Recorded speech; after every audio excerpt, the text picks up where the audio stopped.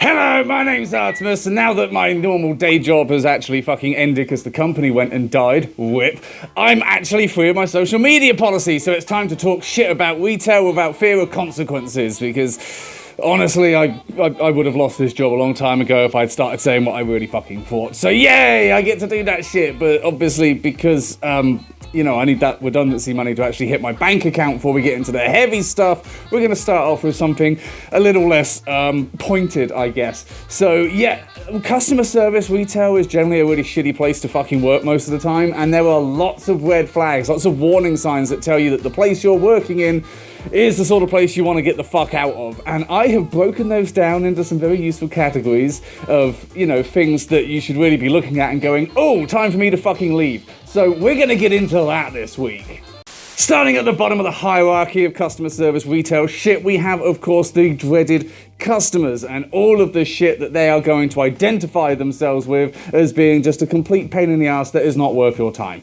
When they're a long-term customer, shopping there all the goddamn time, but they mention it every fucking time as well. Make sure everybody knows as if it gets some special treatment. Anytime they say they know the owners or they're a friend of the management, just walk the fuck away. Wanting to speak to the manager isn't always a red flag, but it sure as shit is when they refuse to say why.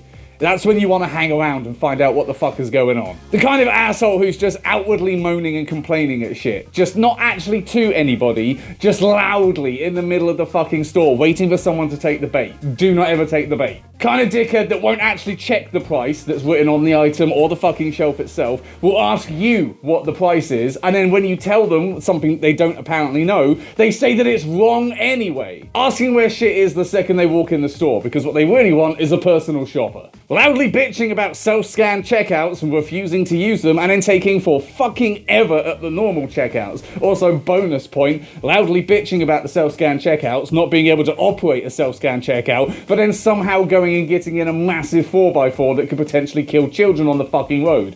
How's that allowed? Claims that a pug or a fucking Pomeranian is somehow a seeing eye dog. Spoiler alert, it fucking isn't. Also, 50% chance that dog's gonna bite someone. Anybody who says the customer is always right needs a smack in the mouth. And also finish the quote. The actual quote is, the customer is always right in matters of taste. That translates to, if they're stupid enough to fucking pay for it, take their money. Constantly treating the staff like utter shit, belittling them, looking down on them, and then having the balls to say, no one wants to work anymore. Yet you're the fucking reason why.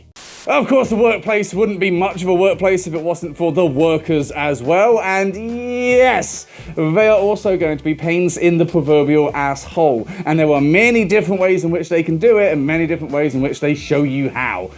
Honestly, any staff member that has been in the company for ages but never progressed and just sat at the lowest level, that's a fucking red flag. Same as the customer one. If they've worked there forever and bring it up in every fucking anecdote, walk away from them. Also, if they've been there for fucking ever and somehow still don't know shit and can't do anything on their fucking own, they're just a fucking waste of wage. When they refuse to do shit that's just a basic part of their fucking job and thinks that whining to management is a get out of jail free card. Refusing to do certain things in their job, asking for help, but not actually asking for help, just asking for you to do it for them, because they do it every time and never actually try to fucking do it themselves. They say the words, back in my day, they're about to come out with some real fucking bullshit. Also, fuck the sort of person that goes above and beyond, day in, day out, doing as much as possible, just so that they can hold that above everybody else's head and be like, well, I'm the only one who actually does any fucking work around here.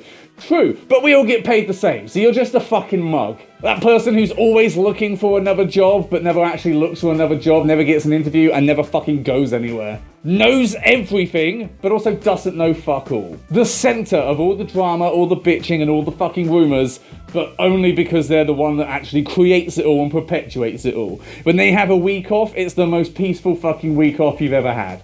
Top of the food chain at your particular store, branch, workplace, whatever, will of course be management and leadership, and obviously they can be very fucking influential in the way that you work and the way that the entire workplace operates, and there are many, many things that they will do and say that will completely fuck up the way that you do your job and tolerate being employed by them. Little side note, because I know that my old ex-boss actually watches this channel, just gotta say, none of this is a reflection on you, okay? This is stuff I've seen in other jobs and other people, not you, so please don't internalize this. You're actually a really fucking good boss. You let me take pictures and shit. Like, none of this is on you, buddy, okay? I'm not here to attack you, sir, okay? Good, thank you, bye.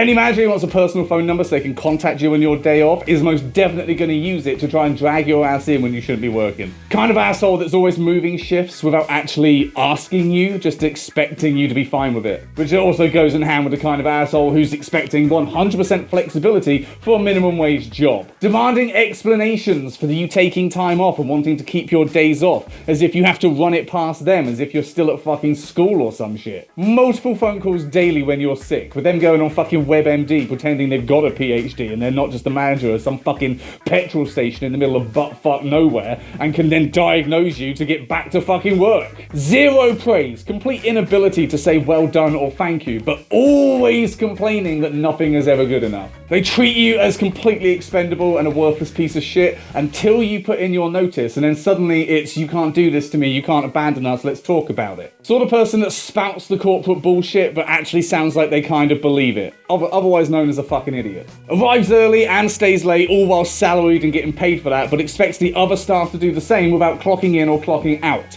As if you're supposed to donate your free time to this multinational billion-dollar fucking company that wouldn't give a shit if you got crushed under the wheels of one of its trucks, as long as you didn't delay the fucking shipment. And of course the sort of manager that plays favourites, only enforces the rules for people they don't like, when everybody else can get away with murder. And of course, finally, we have corporate, the people that set the stage for the entire goddamn thing, the ones that will bend you over and do you up the wrong one if it means it increases the bottom line for their shareholders. These motherfuckers, the reason that there's all this shit wrong with the world. Ugh. Corporations love saying we're a family because they can get away with all kinds of degrading shit when they say, oh, we're all a family and in it together. Really? Are we now? Because we don't get paid a fucking bonus every year, wankers. Always moaning about budget issues when they're publicly owned, and therefore all money goes to the fucking shareholders. Doesn't seem like there's a problem with not having enough money, it seems like it's all in your fucking pockets. Keeping everybody on really low contracted hours and making them do overtime so that if shit goes wrong or they need more profit, they can snap their fingers and put you on a 4-hour work week. Not wanting anybody to talk about pay. I mean, that's really fucking obvious, but demanding that you all shut the fuck up and try and get you to sign some fake NDA so you don't talk that you're getting paid more than you. That's a problem. Giving you a fake pay rise of less than fucking 2% so that they can claim they pay above minimum wage, when in reality, with inflation and taxes and insurance costs, you're actually taking a pay cut every fucking year. And they get millions in fucking dividends. They got absolutely no budget for maintenance or for just the general upkeep of the business, but they will keep investing in stupid shit that doesn't ever fucking work or improve the job. Always updating you on the corporate moves as if it fucking directly impacts you in a tiny little place that they couldn't pick out in a fucking map, and trying to put accountability for profit margins and things like EBITDA as if we know what the fuck that means and have any control over it. The dreaded fucking pizza party. It's so patronizing, come on. Phrases like fast-paced environment, which generally means that you are going to be understaffed and overworked and expected to just keep up with that. Or even better, to work independently as well as part of a team, which means we need you to get all the shit done yourself while also picking up the slack for all the lower paid fuckers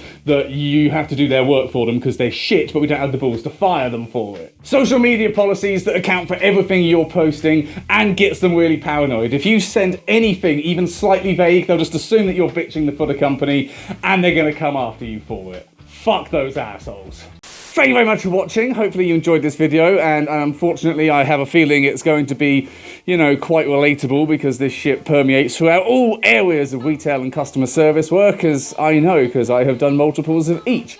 And it follows you everywhere you fucking go. You see the same asshole customers, the same asshole staff, the same management decisions that destroy the company, and the same corporate bullshit fucking everywhere, and I hate it and it sucks, and there now I can rant about it without being brought into another meeting being like, why the fuck did you say this? And I'd be like, it's the fucking truth. But there we go. Hopefully you enjoyed this video. This is obviously now my full-time job. I am full-time doggo, which is fucking terrifying. So if you would like to help alleviate that fear and maybe help me survive and buy food, look at that! There's many ways that you can do that. If you would like to give into the only form of body positivity I have and maybe buy some feet pics, because fuck it, I'm a broke bitch, let's do that shit.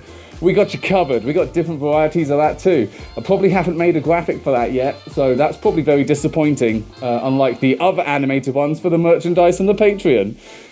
Unless I did make a graphic, in which case just ignore the whole disappointing thing. In fact, no, none of it's disappointing. If it leads to you maybe going to get something that's pretty fucking Gucci, then it can't be disappointing now, can it? But yes, there are loads of ways that you can help support us and keep me talking shit about things that I'm allowed to talk shit about now.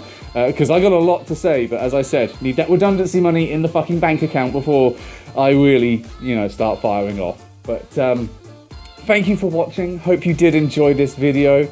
Hope you can escape from this retail customer service nightmare by using these things and seeing like, oh, that customer or staff or manager or corporate said that, I'm going to walk the other fucking way and let it be someone else's problem. Because I did that for years and I survived. I fucking recommend it.